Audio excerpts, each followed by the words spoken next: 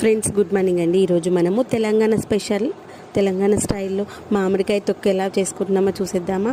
ముందుగా అయితే మామిడికాయలు నీట్గా కట్ చేసుకొని పైనటువంటి తొక్క కట్ చేసి తొడిమ కట్ చేసి దాన్ని అయితే మనము కొట్టుకోవాలన్నమాట. కొట్టుకున్న తర్వాత వాటిని కాసేపు ఆరబెట్టుకోవాలి. తర్వాత ఇక్కడ ఏంటంటే 20 కాయలకి కిలోన్నర నూనె తీసుకొని నూనె వేడైన తర్వాత 200 గ్రాముల జీలకర్ర, 200 గ్రాముల ఆవాలు, 50 గ్రాముల మెంతులు వేసుకొని మంచిగా తాలింపంతా వేయించుకోవాలి. వేయించుకున్న తర్వాత వీటికి సరిపడంత ఉప్పు కారాలు తీసుకోవాలి.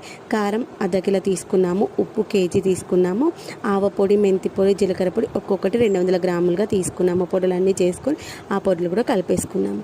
తర్వాత ఈ యొక్క తాలింపు చల్లగా అయిన తర్వాత మనం కొట్టుకున్న ముక్కలు ఉన్నాయి కదా, అవి రెండింటిని కలుపుకొని మనం జాడి నీట్గా చేసుకొని పెట్టుకున్న జాడిలో పెట్టేసుకొని దానిపైన క్లాత్ కట్టేసుకున్నామంటే సంవత్సరం పాటు నిల్వ ఉండే పచ్చడి రెడీ.